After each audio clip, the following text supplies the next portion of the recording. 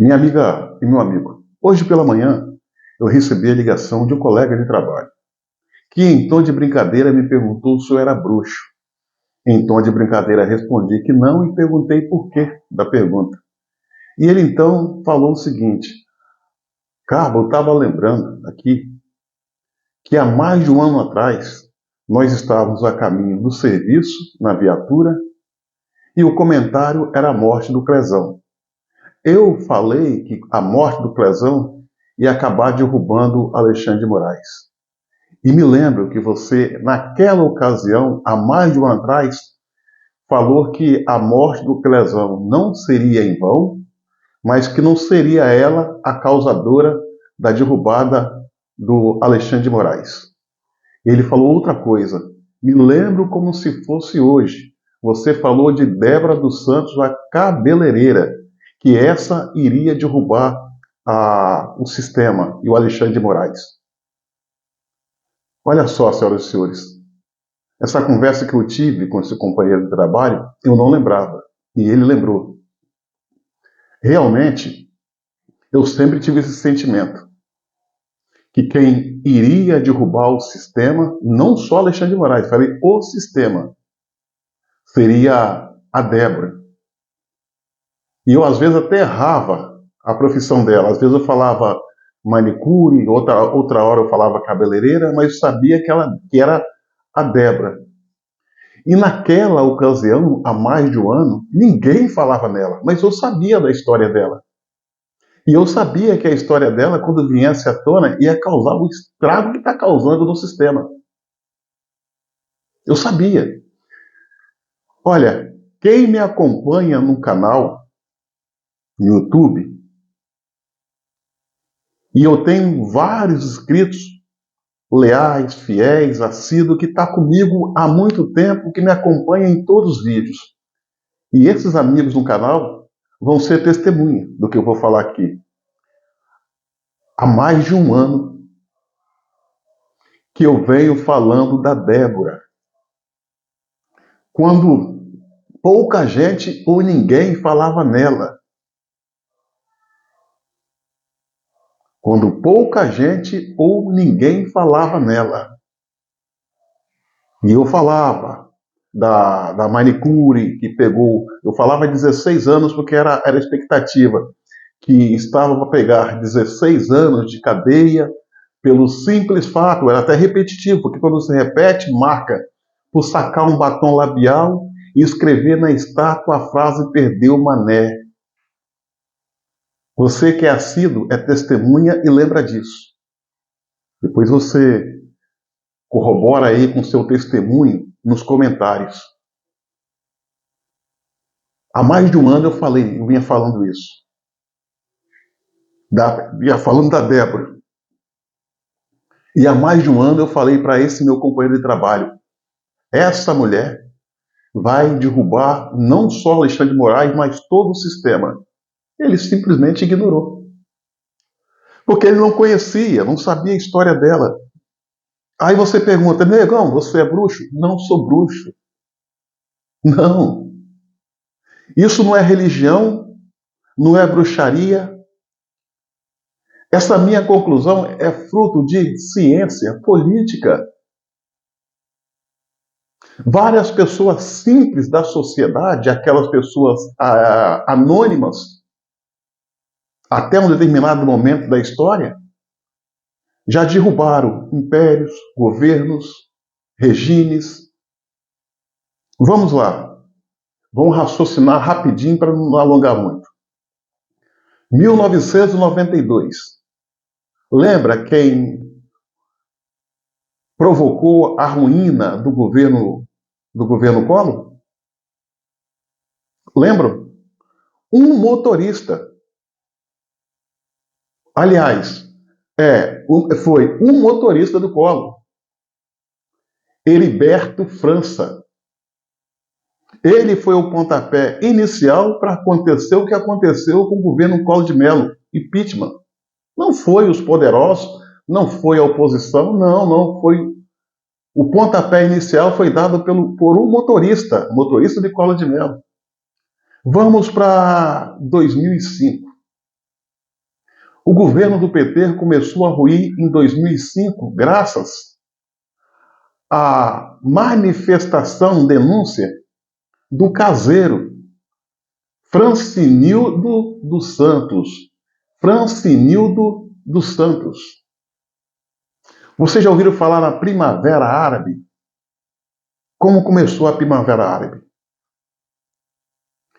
Um vendedor de frutas de nome Mohamed Bouazizi era perseguido pela polícia lá na Tunísia, na África Branca. Esse vendedor de frutas decidiu tacar fogo no seu próprio corpo em praça pública. Perdeu a vida, mas revoltou toda a população do seu país, que saíram às ruas, dando início à Primavera Árabe. Por causa desse fato, o ditador Zine Ben Ali, que estava no poder há 24 anos, renunciou e fugiu do país. Mas o fato desse vendedor de frutas não ficou tão somente dentro das fronteiras da Tunísia. Se alastrou para a África Branca e o Oriente Médio. E por causa dele, vários governos caíram. Ditaduras naquela região do mundo caíram. Caiu o Hosni Mubarak, ditador do Egito, que estava no poder, ditador do Egito, que estava no poder há 32 anos. Caiu o ditador do Iêmen, que também estava no poder há 32 anos. Caiu o ditador da Líbia, que estava no poder de 69 a 2013. Vários ditadores naquela região do mundo caíram, e o último veio cair esse ano, na Síria, Bashar al-Assad, fruto da Primavera Árabe, que surgiu com um único homem, chamado Bouazizi, Mohamed Bouazizi. Se alastrou. E agora a gente vê a história se repetir. O império, o regime que escraviza os brasileiros já está caindo. E por causa de quem? De uma cabeleireira. Ela usou armas bélicas, tanque, fuzis? Não, um batom. Eu classificaria esse movimento que nós estamos vivendo aqui no Brasil como a revolução do batom, que vai destruir o sistema. E não é só Alexandre de Moraes. Isso não é macumba. Isso não é religião. Isso é ciência, ciência política, é sociologia.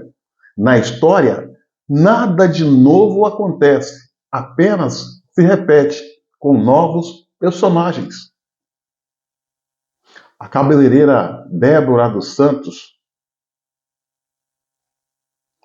é a principal responsável pela ruína completa do regime que está por vir. Isso é só o começo. Escreva o que eu estou falando. Escreva o que eu estou falando. E no dia de ontem, o braçal do regime, o senhor Alexandre de Moraes, mordeu a isca, errou no cálculo e fez uma armadilha na qual ele próprio caiu. No dia de ontem, 28 de março, ele colocou em liberdade, ele colocou em prisão domiciliar a Débora. Claro que ele tinha o objetivo, não pensando no bem-estar dela, pensando no bem-estar dos filhos, não, ele estava pensando nele, tentando diminuir o impacto das manifestações que ocorrerão de forma gigantesca no dia 6 de abril na Paulista. Só que quando ele fez isso, ele abriu brecha para que advogados de defesa dos demais presos políticos que vivem a mesma situação que a Débora reivindiquem também esse benefício. E agora? O que ele vai fazer? Vai voltar com Débora para a cadeia? Eu acho pouco provável.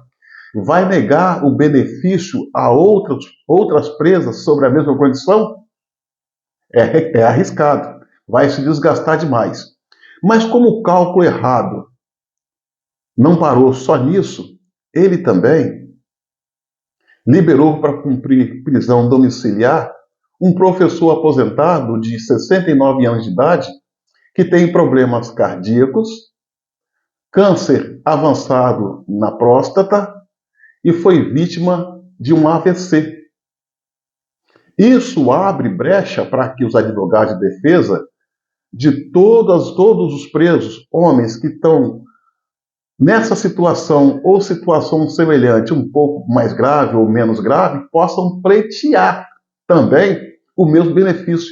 E agora, o que vai fazer o senhor Alexandre de Moraes? Conforme ele próprio falou, existem 43 presos políticos nos atos do 8 de janeiro acima de 60 anos de idade. E nós sabemos que todas essas pessoas nessa faixa etária têm problema de comorbidade. Um pouco mais grave, um pouco menos grave, mas todo mundo tem porque é da natureza humana. Ele mordeu a isca, criou a armadilha, da qual ele não vai conseguir se safar. Fato é que Débora está empacotando o sistema que nos escraviza há anos, décadas e séculos. Claro, não podemos dizer que é só o fato da Débora, mas a Débora ganhou destaque pelo fato de ser uma jovem mulher, não ter cometido não ter cometido um crime grave, mãe de 2 crianças, que a favor dela não foi usada a lei que permite que ela cumprisse a prisão em casa para cuidar dos seus filhos. E isso só ocorrendo depois de muita, mas muita pressão. Então, senhoras e senhores, há um ditado que diz: de onde não se espera é que vem. Se alguém achava que algum líder político de quinta grandeza iria derrubar o sistema, o Alexandre de Moraes, está aí a prova, a história se repetindo. Débora Rodrigues dos Santos. Não é só ela, mas ela simboliza todo o movimento que a partir de agora eu classifico como a revolução do batom.